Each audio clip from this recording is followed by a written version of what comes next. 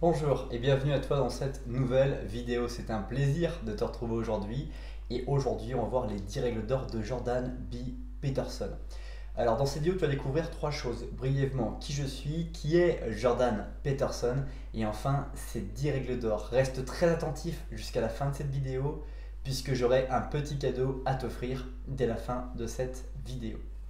Alors qui je suis? Je m'appelle Oger Dolé, j'investis du temps à produire des écrits, des audios et des vidéos pour impacter des millions de personnes à trouver la confiance en eux dans leurs projets personnels ou professionnels. Je t'invite dès maintenant à t'abonner à la newsletter pour ne pas rater les prochaines vidéos et redécouvrir les contenus les plus populaires.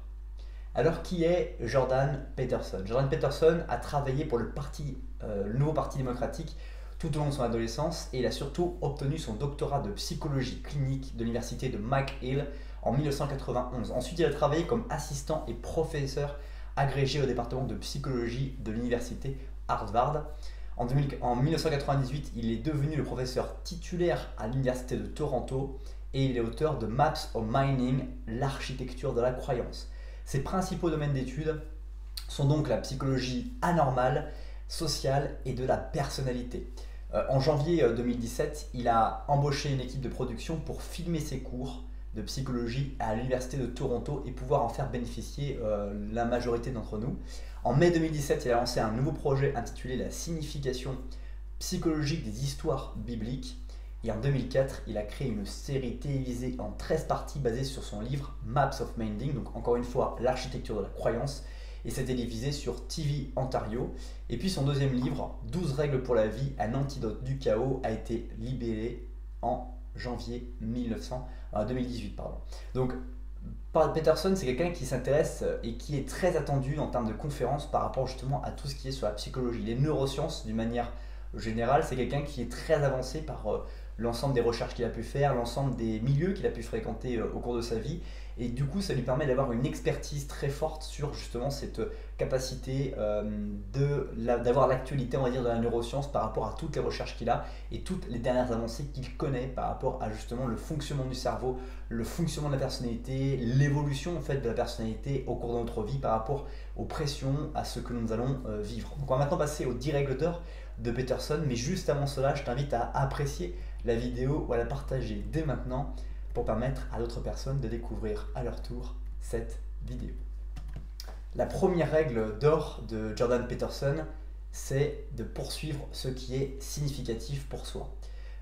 C'est pour lui en fait ce qu'il a observé à travers les différentes recherches, à travers toute son expérience, c'est que nous ne sommes jamais aussi bons que lorsque nous nous mettons à vivre ou à suivre un chemin qui a de l'importance pour nous, quelque chose qui est vraiment très important pour nous, qui finalement est un peu le vœu de notre vie, un petit peu la mission sur laquelle on se sent en fait capable de réaliser, ou en tout cas se sent chargé d'être voilà, le rôle principal, le héros de cette mission, et on doit suivre ce qui est vraiment significatif. Et ça m'amène à te poser une question, la première de cette vidéo, c'est qu'est-ce qui est vraiment significatif pour toi à accomplir dans cette vie? Qu'est-ce qui est vraiment important pour toi de réussir à faire dans cette vie? Voilà, prends quelques instants, éventuellement écris-le dans les commentaires ou sur un bout de papier à côté de cette vidéo. Et puis on passe maintenant à la deuxième règle d'or. Deuxième règle d'or, c'est combat pour tes croyances. Tes croyances sont importantes, elles sont issues de ton expérience, issues de la perception du monde que tu as, des personnes que tu as rencontrées, de ton environnement. Et souvent, eh bien, on se retrouve écrasé par les croyances des autres, les personnes qui vont vouloir nous imposer un style, nous imposer une mode de réflexion, alors que nos croyances voilà, sont importantes pour nous et au contraire, les personnes qui justement veulent se mettre en équipe avec nous devraient respecter, utiliser nos croyances à leur avantage pour que plutôt le projet fonctionne que plutôt nous imposer des croyances ou un système de fonctionnement qui n'est pas véritablement le nôtre. Donc se battre pour ses croyances, c'est finalement s'autoriser à se dire que ces croyances sont aussi complémentaires, aussi bonnes que celles des personnes qui ont besoin voilà, de nous dans une équipe ou qui veulent travailler avec nous, parce que si on se soumet finalement à un système de croyance qui n'est pas le nôtre, on va plus performer comme on aurait voulu le faire précédemment. Troisième règle d'or, c'est relever des défis. Psychologiquement, il n'y a rien de mieux que de relever des défis. Quelles sont, encore une fois, une deuxième question que je te pose, quelles sont les choses aujourd'hui qui te font rêver? Quels sont les défis que tu aimerais te fixer? Est-ce que c'est de faire un combat de boxe? Est-ce que c'est de voyager dans 5, 6, 7 villes d'Europe? Est-ce que c'est d'aller en Amérique du Sud? Est-ce que c'est de voyager, de faire des choses? Bref, quels sont les défis qui aujourd'hui te font peur parce que tu ne sais pas comment il faudrait t'y prendre pour commencer, pour te lancer, pour débuter finalement, ou apprendre une nouvelle langue, ça peut être aussi une chose que tu as envie de faire. Mais tout le fait d'identifier ces défis et puis de les relever va t'aider très puissamment. Donc d'ailleurs, je te pose à nouveau cette question, quel est le défi qui te ferait vraiment vibrer dans ta vie? Partage-le moi dans les commentaires dès maintenant, tout en continuant à écouter cette vidéo comme tu es en train de le faire. Quatrième règle d'or, c'est ne te compare pas avec les autres. Évidemment, c'est très difficile, mais on a parfois, et notre système humain, on va dire, est très focalisé là-dessus, tendance finalement à focaliser notre motivation sur les autres, sur les événements externes, sur l'environnement externe, et pas trop en fait baser notre motivation, notre puissance sur uniquement l'interne. Comment je me sens aujourd'hui? Qu'est-ce que j'aime faire aujourd'hui? Comment j'ai envie de réussir ça, etc. Qu'est-ce qui pour moi avoir réussi dans les choses que j'entreprends? Toutes ces questions, tout ce travail de développement de motivation interne va permettre justement d'être à l'écart des fluctuations possibles du milieu externe. Parce que externe, ça veut dire que les gens devraient être très constants avec toi, ce qui ne va pas être le cas. Les gens ne pensent pas qu'à toi, n'ont pas que toi dans le mot de leur bouche, et finalement ils ont besoin de travailler sur la motivation externe, mais toi tu as besoin de travailler sur ta motivation interne encore et encore, et évidemment profiter aussi de la motivation externe lorsqu'elle est à son avantage pour toi, mais ne pas te comparer aux autres parce que la comparaison, la concurrence ne fait que finalement aggraver le non-respect de ta personnalité et le non-respect de tes croyances. Cinquième règle d'or, c'est développer la résilience. Développe la résilience, l'une des choses qui est vraiment une valeur très forte, mais qui, encore une fois, a comme socle la motivation interne. Comment justement je peux être résilient? Pourquoi je fais les choses? Qu'est-ce qui est vraiment significatif pour moi? On l'a vu dans ces premières règles d'or. Et une fois que tu as lancé ça psychologiquement, ton cerveau va être en mode percutant, perforant.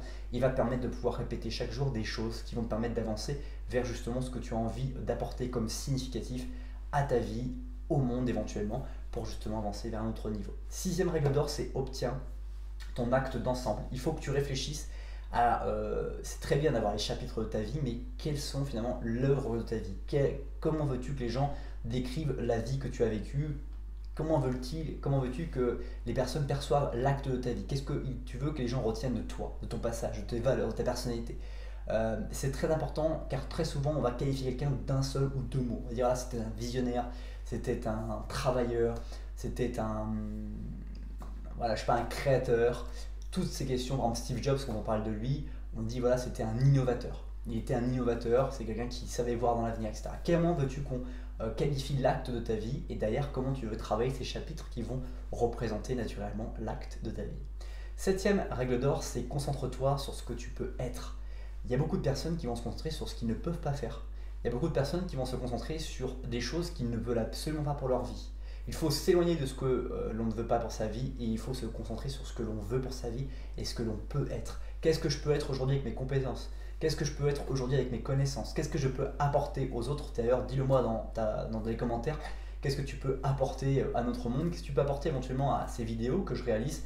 Bref, d'apporter et de se concentrer sur ce que tu peux être pour les autres et non pas pour ce que tu pourrais ou ce que tu voudrais pas. Bref, mais vraiment ce que tu peux être par rapport à ce que tu es aujourd'hui et ce que tu veux devenir plus tard. Huitième règle d'or, c'est laisse ta zone de confort. Il faut sortir de sa zone de confort, c'est quelque chose qu'on répète énormément. Et pour cela, il faut trouver des choses significatives, il faut savoir pourquoi on veut les entreprendre, ces choses significatives, et puis relever des défis, se lancer dans l'aventure, mettre des petits pas, faire la première action. Si je veux voyager en Russie, la première chose, c'est d'acheter un billet d'avion pour la Russie aux dates de vacances que j'ai prévues. Et après, je verrai sur place où je trouverai après des techniques pour pouvoir trouver où dormir, etc.